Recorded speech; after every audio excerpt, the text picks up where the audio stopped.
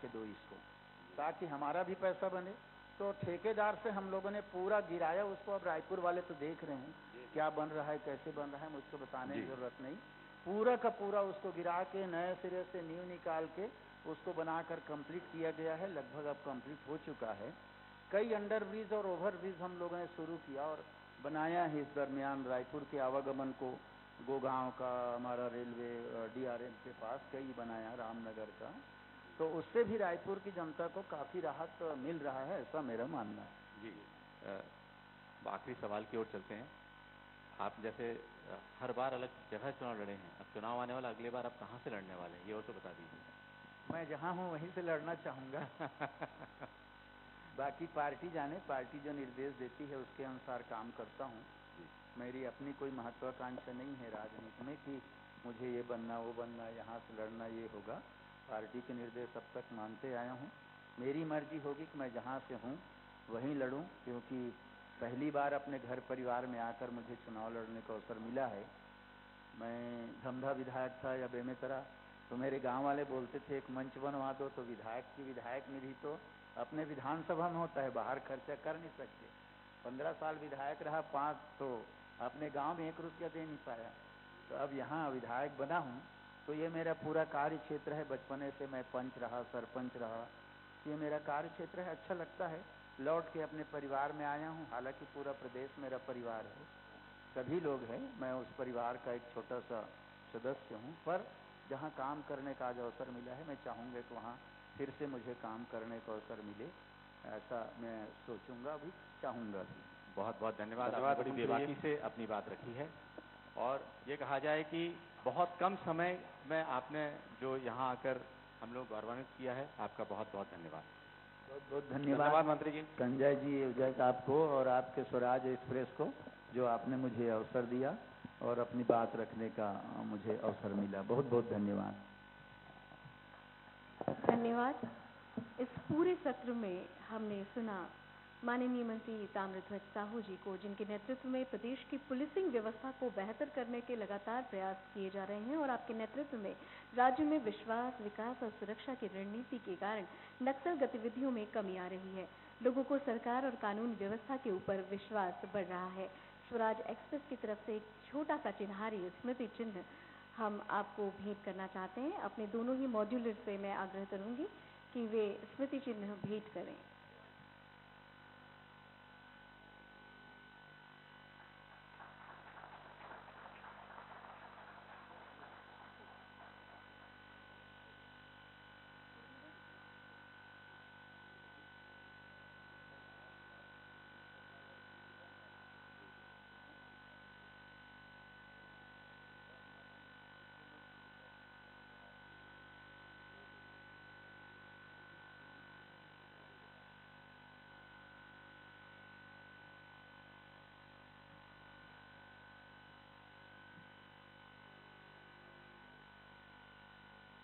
पुनः इस मंच की ओर से आपका बहुत बहुत धन्यवाद।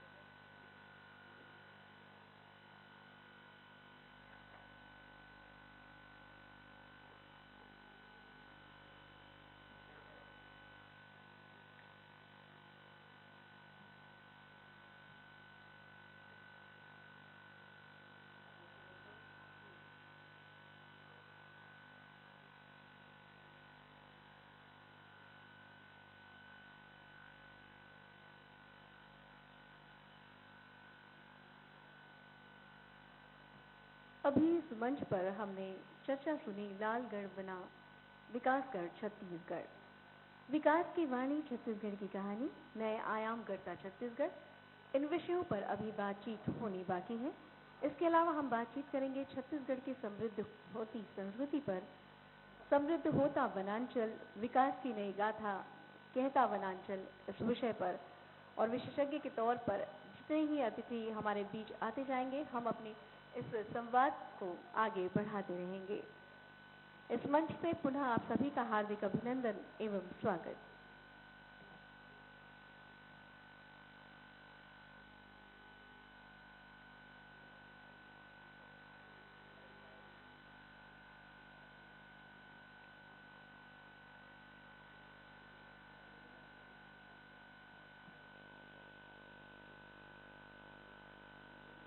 हमारे साथ आज मेरे मंच की दाईं तरफ ऋतु वर्मा जी हैं, जिन्होंने पंडवानी को न केवल छत्तीसगढ़ के कोने कोने तक पहुंचाया, बल्कि अपनी सुरीली आवाज से विश्व पटल पर भी हमारे छत्तीसगढ़ का नाम गौरवान्वित किया। वे पंडवानी गायिका हैं और उन्होंने वेदमती शैली का चयन किया अपने गायन के लिए। तो आनंद लीजिए उनकी आवाज का।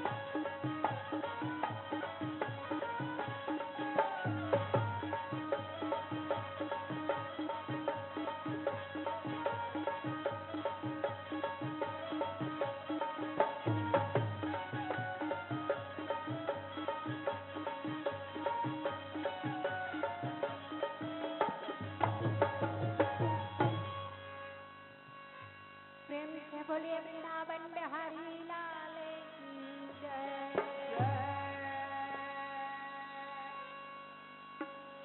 मोरे साना ना ना ना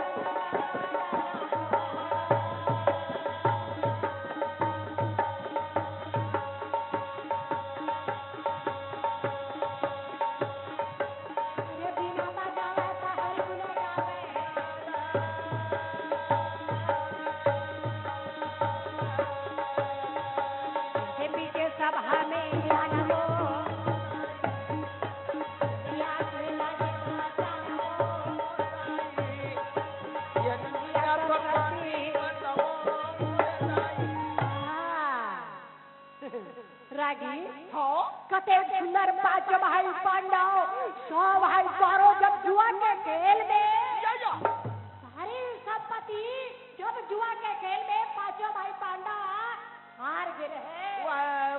वही समय में दुर्योधन की पांचों भाई पांडव द्रौपदी सही 12 साल बनवास 1 साल गुप्त बनवास काटे पर और कन्या बन के जंगल में भेज दी।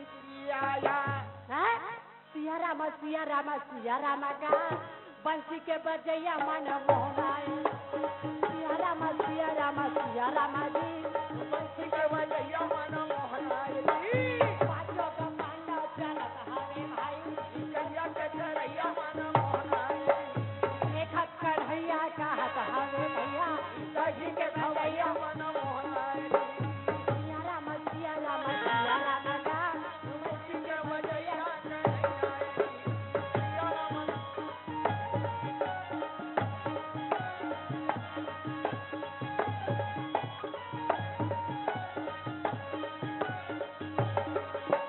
सिया राम सिया राम सिया राम जी बंसी के बजैया मन मोहनाई सिया राम सिया राम जी बंसी के बजैया कन्हैया ऐसे कामयाब वन में पांडव बैठे रहे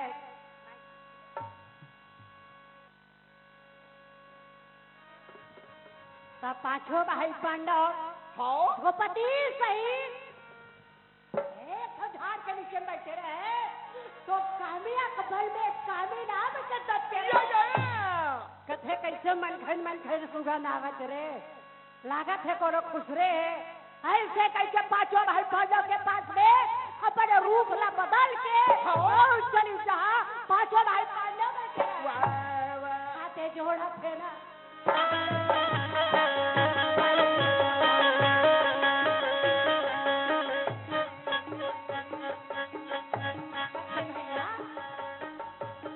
अरे कहाँ से आए हो और का नाम है तुअर न देखा हाथे ना हाथे जोड़े बीच करेगा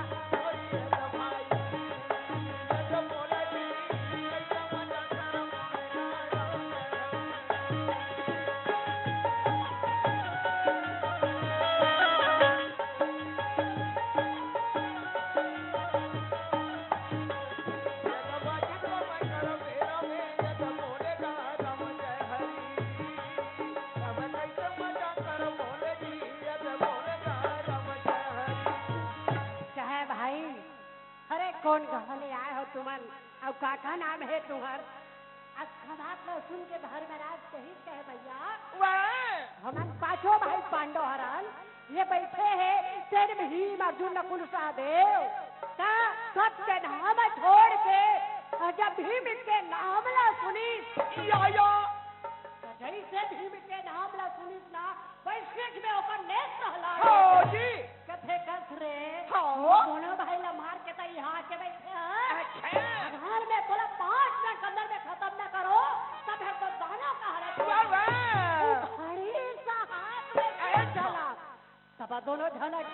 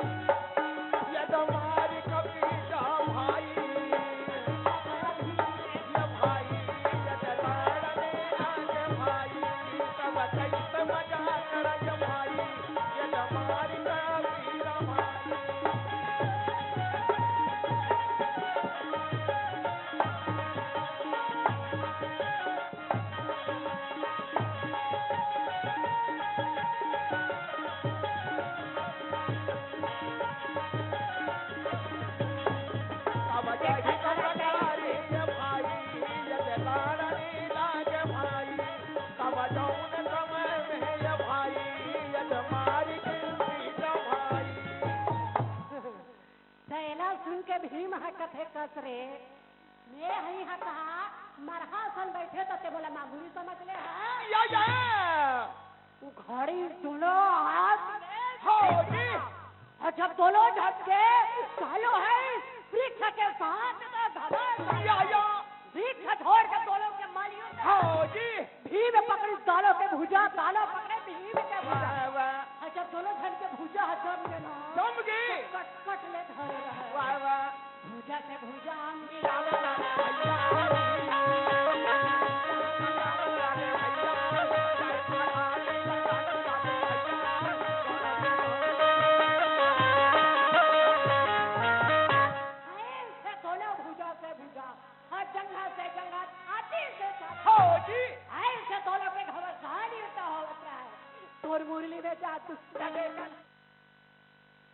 पंडवानी गायिका ऋतु वर्मा द्वारा एक खास प्रस्तुति की लाइव तस्वीर हम आपको दिखा रहे थे। दरअसल छत्तीसगढ़ राज्य के विकास गाथा पर केंद्रित स्वराज एक्सप्रेस का कॉन्क्लेव बदल गे छत्तीसगढ़ सवर गे छत्तीसगढ़ आज रायपुर में आयोजित किया गया है, जिसमें होटल बेबीलोन इंटरनेशनल में आयोजित इस भव्य समारोह में मुख्यमंत्री भूपेश बघेल भी कार्यक्रम में पहुंचेंगे।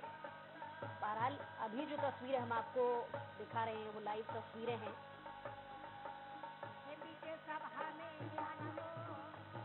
और कुछ देर पहले गृह मंत्री ताम्रध्वज साहू भी इस कॉन्क्लेव में शामिल हुए थे, जिनसे चैनल हेड अमित कुमार जी ने सवाल पूछे थे।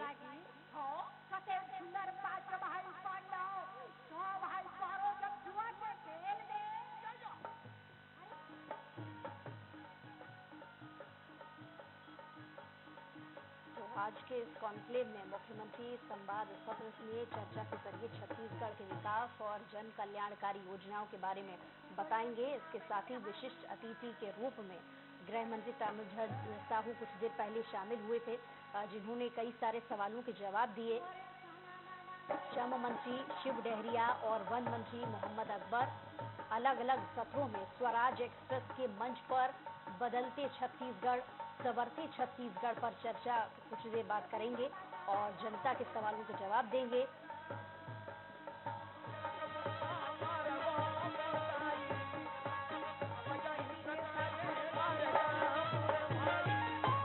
ऐसे चक्र समान घुमा के जब धरती में उठा होकर छाती में बैठी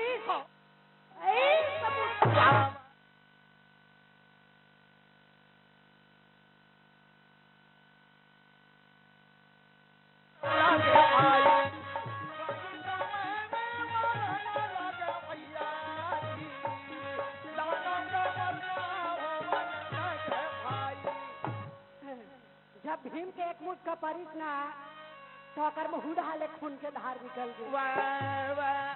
मेरा देख के पांचों भाई पांडव बड़ा प्रसन्न हो गए। चलो चलो भैया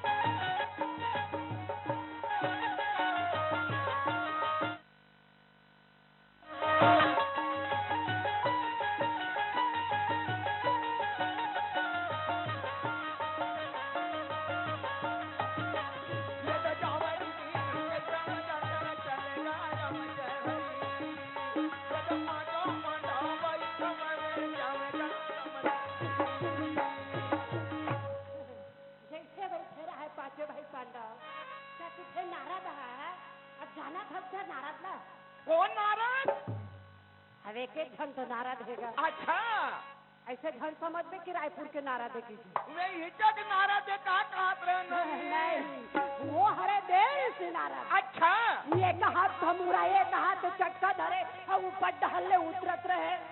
या अर्जुन आके कहीं से दूर हाँ अगर बोला पशु पता बाण प्राप्त करना है।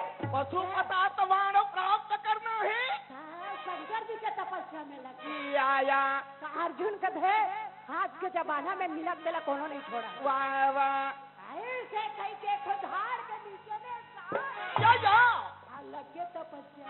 वाह वाह अरे सादा तारा ही ना पुलके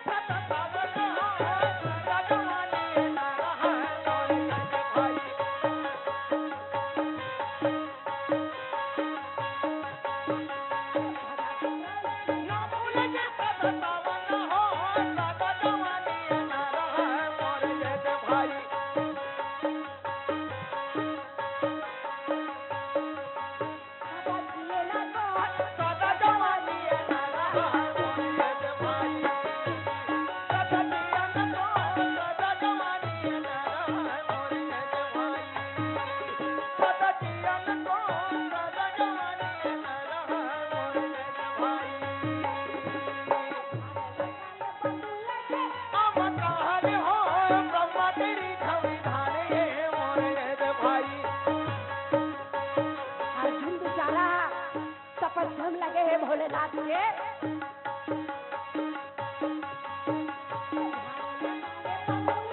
ब्रह्म कहले हो ब्रह्म तेरी खवी धानी रमय हरि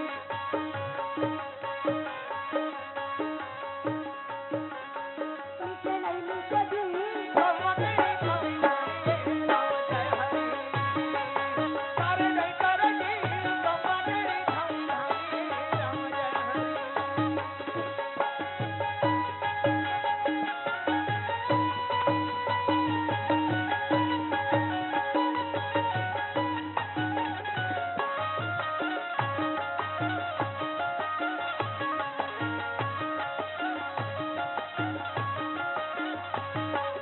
कर जय कर जी ब्रह्म तेरी खवी धानी राम जय हरि विजय नहीं विजय जी ब्रह्म तेरी खवी धानी राम जय हरि अर्जुन कैसे तपस्या करी कैसे कुछ दिन फल खा के तपस्या करी अच्छा अब फल्ला छोड़ के डूबी के रस पी के तपस्या करी अब ऐसे समय आए कि अर्जुन 4 महीना तक उग्र तपस्या में बैठ गई या जैसे उग्र तपस्या में बैठी तब भोलेनाथ के आसन है डोले लगी वाह वाह तब पार्वती है बोले लगी कैसे बोली कथे भोला ये तो रासन है कैसे डोला भोला वाह वाह भगवान है कथे पार्वती हाँ अभी नहीं जाना था आज तीजा उपास है अच्छा और भक्त मन याद करे अब महू आज उपास है पंडवारी गाला है बहु सही बात है नोनी हमार छत्तीसगढ़ के मेन तिहार है तीजा उपास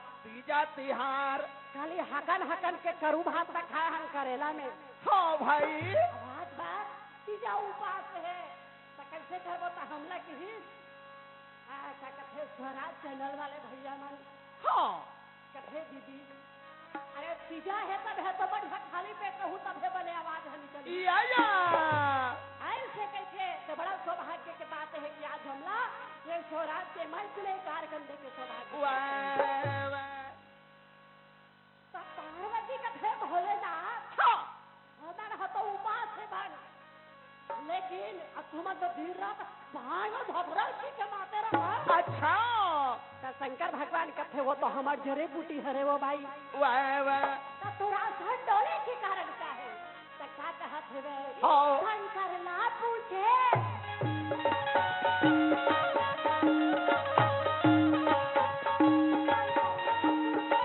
पार्वती जी संगम है पार्वती हरि दर्शन का कहानी भोला नाम है पार्वती कबूतर तना कमल भैया भोला नाम है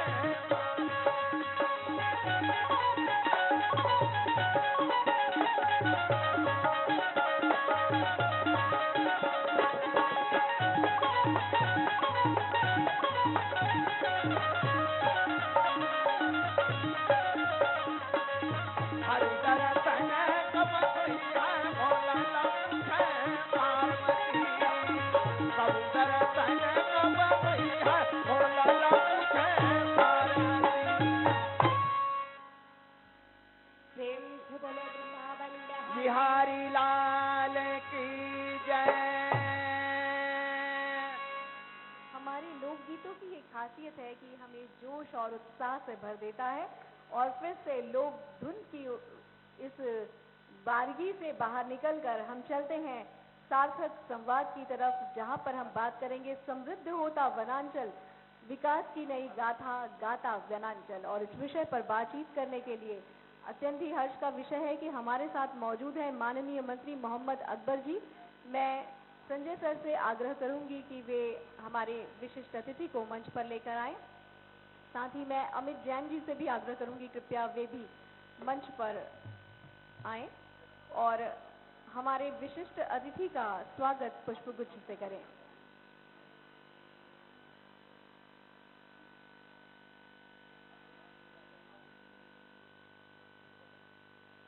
वन विभाग ने विगत 3.5 वर्षों के दौरान सिर्फ वनों के संरक्षण और संवर्धन को ही नहीं बढ़ावा दिया, बल्कि यहाँ वनवासियों की उन्नति की दिशा में ही निरंतर कार्य हो रहे हैं।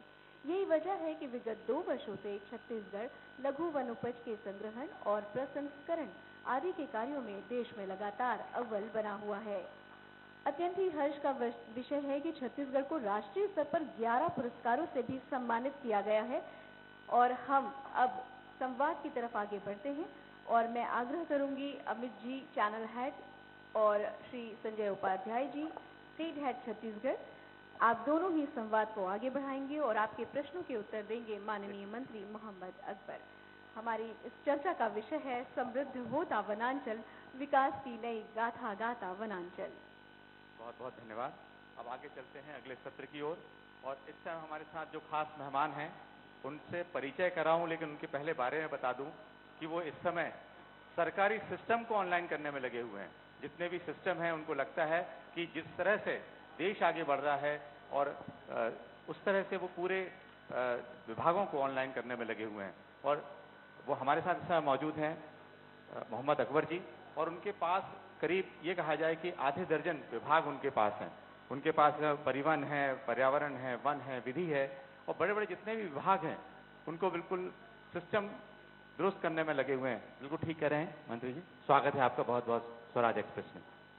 तो ये बताएं, सबसे पहले शुरुआत ये करते हैं कि इतने सारे विभाग हैं और आप सबको ऑनलाइन कर रहे हैं, तो लगता नहीं कितनी मुश्किल होती, कैसे मैनेज करते हैं? सबको लगता है कि इतने सारे विभागों कैसे मंत्री जी चलाते हैं? आजकल वैसे भी पूरे देश में ही ऑनलाइन सिस्टम है जी, और उसी की कड़ी में छत्तीसगढ़ में भी ये सब प्रक्रिया प्रारंभ की गई है और लगभग अंतिम समय है कि ऑनलाइन के सारे सिस्टम हो जाएंगे। जहाँ तक वन विभाग की बात है तो छत्तीसगढ़ 1,35,000 वर्ग किलोमीटर का है और 59,577 वर्ग किलोमीटर वनों से आच्छादित है। इन वन क्षेत्रों में लगातार इस बात की कोशिश हो रही है, इसमें भी ऑनलाइन सिस्टम है। 13.5 लाख हमारे पंजीकृत तेंदुपत्ता संग्राहक हैं। 2018 में विधानसभा चुनाव के समय कांग्रेस पार्टी ने ये वायदा किया था कि हमारी सरकार बनाओ और तेंदुपत्ता का जो संग्रहण मूल्य है 2,500 से बढ़ाकर 4,000 रुपये प्रति मानक बोरा हम करेंगे, और वो हमने किया और लगातार 4,000 रुपये प्रति मानक बोरा के हिसाब से खरीदी की जा रही है। ये पूरा सिस्टम भी ऑनलाइन है, इनका पेमेंट वगैरह सब ऑनलाइन से होता है। दूसरी बात ये कि जो लघु वनोपज संघ के जरिए वनों में जो लघु वनोपज की खरीदी होती है, पहले 7 लघु वनोपज की खरीदी होती थी, अब 65 लघु वनोपज की खरीदी होती है।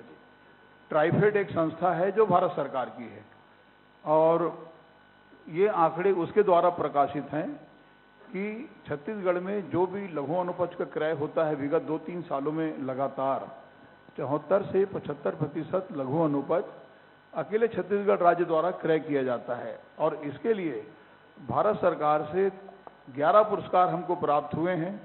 स्वयं केंद्रीय मंत्री आए थे और मुख्यमंत्री निवास में उन्होंने ये पुरस्कार उनको प्रदान किया है जी।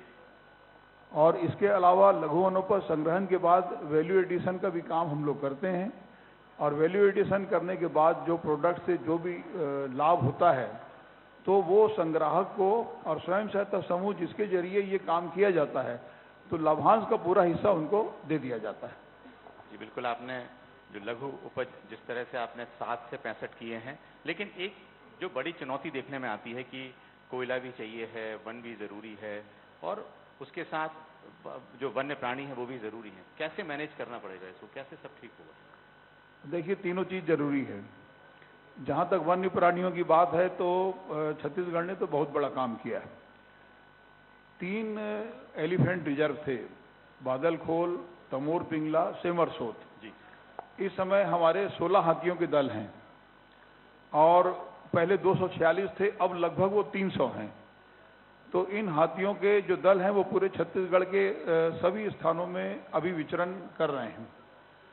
इनके लिए जो जलवायु इनके अनुकूल पाया जाता है, सेमरसोत, बादलखोल, तमोर पिंगला, और भारत सरकार की तरफ से सहमति के आधार पर इसका नोटिफिकेशन हुआ और ये एलिफेंट रिजर्व के रूप में माने गए और हैं अभी भी। 2008 में लेमरू हाथी रिजर्व के नाम से भारत सरकार से सहमति प्राप्त हुई और 2008 से लगातार ये मांग होती रही कि लेमरू हाथी रिजर्व जो 452 वर्ग किलोमीटर की सहमति जिसमें मिली है, वो उसको रिजर्व उसका नोटिफिकेशन कर दिया जाए। लेकिन चूंकि पूरे क्षेत्र में कोयले की खदानें हैं, नीचे कोयला है पूरा जी, तो तत्कालीन सरकार ने प्राथमिकता, मैं ऐसा समझता हूं कि कोयला ज्यादा प्राथमिकता में रखते हुए उन्होंने इसका नोटिफिकेशन नहीं कर पाए। लेकिन माननीय भूपेश बघेल जी की सरकार बनने के बाद इसका हमने परीक्षण कराया और परीक्षण करने के बाद ये लगा कि न केवल 452 वर्ग किलोमीटर बल्कि एक बड़ा क्षेत्र हाथी रिजर्व के लिए जरूरी है, क्योंकि सबसे बड़ा विचरण हाथियों का उसी क्षेत्र में है। तो उसको बढ़ाकर हमने किया 1995 वर्ग किलोमीटर का प्रस्ताव वन विभाग की तरफ से मंत्रिमंडल के सामने रखा गया और मंत्रिमंडल ने उसको मंजूरी दी और अब उसका नोटिफिकेशन भी हो चुका है जी। तो अब हमारे 4 एलिफेंट रिजर्व हो गए हैं, सेमरसो, तमोर पिंगला, बादलखोल और चौथा लेमरू जो 1995 वर्ग किलोमीटर का है। तो इस प्रकार से वन्य प्राणियों में जो अभी हाथी मानव द्वंद्व के नाम में बहुत ज्यादा स्थिति कभी कभी खराब होती है, तो इन सब चीजों को देखते हुए ये एक बड़ा कदम छत्तीसगढ़ सरकार ने उठाया है। ये मंत्री जी, जो मानव हाथी द्वंद्व की आपने बात की, बड़ा विषय है, क्योंकि पिछली सरकार भी इससे कहीं न कहीं निपटने के तमाम उपाय करती रही है, लेकिन उस तरीके की सफलता नहीं मिली। हाथी मानव द्वंद्व आज भी एक बहुत बड़ा, खासकर उस क्षेत्र के जो लोग हैं उनके लिए एक बहुत बड़ी समस्या है, कहीं ना कहीं जीवन मरण का प्रश्न उनके लिए होता है। तो मुख्य रूप से अभी क्या है मंत्री जी, उससे क्या उपाय ऐसे किए जा रहे हैं? और दूसरी बड़ी चीज ये है कि आखिर ये समस्या इतनी विकराल कैसे हुई है, समस्या आई कैसे? देखिए, हाथी मानव द्वंद्व के बारे में एक चीज स्पष्ट करना चाहूंगा। पहले कुछ सीमित क्षेत्र थे जहां उनका विचरण होता था जी, लेकिन अब वो छत्तीसगढ़ के लगभग प्रत्येक क्षेत्रों में उनकी उपस्थिति दर्ज की जा रही है। इस समय 16 दल हैं जी, और लगभग 300 की संख्या है। अब यदि लेमरू हाथी रिजर्व 1995 वर्ग किलोमीटर का आरक्षित किया गया, तो अब हाथी को तो ये मालूम नहीं है कि नोटिफिकेशन कहां से कहां तक है, तो वो उसके बाहर भी जाते हैं और बाहर जाते हैं मतलब वो मैनपुर में भी हैं, वो मानपुर में भी हैं, वो इधर महासमुंद में भी हैं। ये चारों तरफ से जिस तरीके से उनका विचरण हो रहा है, अब एक पर्टिकुलर यदि कोई एरिया हो तो हमने वहां पे सोलर फेंसिंग का सिस्टम किया, लेकिन सोलर फेंसिंग के सिस्टम कुछ दिन तक आप उसका उपयोग कर पाए, उसके बाद वो वहां से छोड़ के चले गए। तो यदि वो स्थायी तौर पर ये तय हो जाए कि यहीं रहेंगे, तो उसके बाद उसकी व्यवस्था भी उस ढंग से होगी।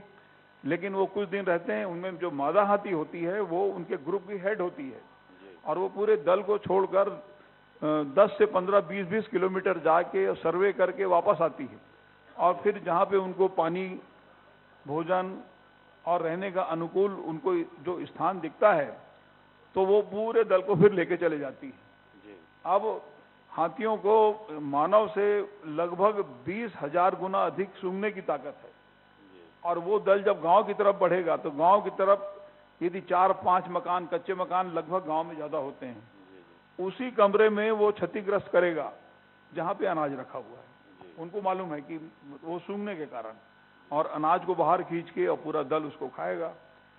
यदि महुआ या शराब बनाने का काम इधर सरगुजा तरफ जहां जहां होता है, तो उसको भी वो अपने सूंघने की शक्ति के कारण वहां तक जाते हैं और शराब भी पी लेते हैं। तो अब ऐसी स्थिति में जब उनका एक स्थायी स्थान निर्धारित ही नहीं हो पा रहा है, वो कभी कहीं कभी कहीं कभी कहीं, तो वन विभाग ने जो अपने तरफ से सिस्टम लागू किया है, वो वन विभाग की तरफ से अलर्ट किया जाता है मोबाइल के जरिए, और आगे आगे हमारे वाहन चलते हैं, वन विभाग के कर्मचारी चलते हैं। अब वो पहले जाके गांव में इन्फॉर्म करेंगे कि हाथियों का दल इस ओर आ रहा है, अब उस ओर मत जाओ।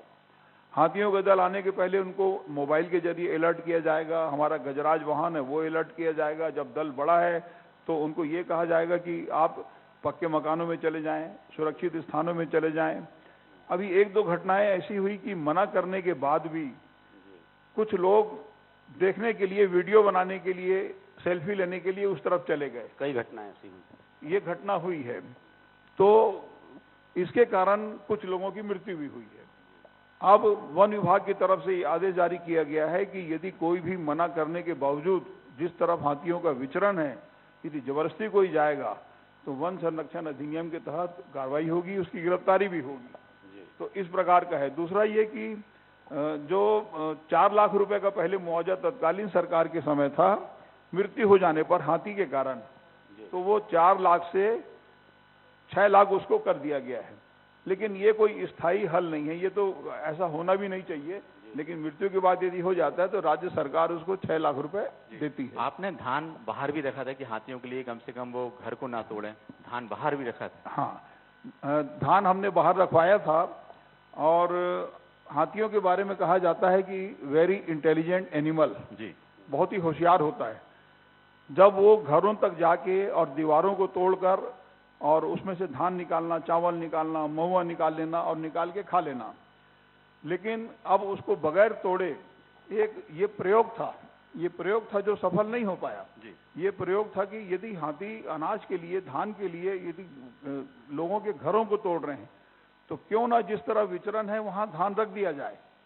तो धान उसको खोल के उसको जब रखा गया तो हाथियों का दल आया, उसको देखा, लेकिन उनको लगा कि अब तक तो हमको काफी मेहनत करके निकालना पड़ता था, तो ये अचानक से इस तरीके से क्यों रखा जा रहा है। तो उनको लगा कि इसमें कुछ चाल है, तो उन्होंने नहीं खाया उसको। बिल्कुल। और इस कारण से ये एक प्रयोग था, वो सफल नहीं हो पाया। जी, अगला जो सवाल है वो आपका एक बहुत बड़ा विभाग है, ट्रांसपोर्ट। और ट्रांसपोर्ट विभाग में कुछ भी लागू करना आप बहुत मुश्किल का काम है। आपने वो लागू किया है ऑनलाइन सिस्टम कि आप जो ड्राइविंग लाइसेंस है वो घर पहुंच जाएगा।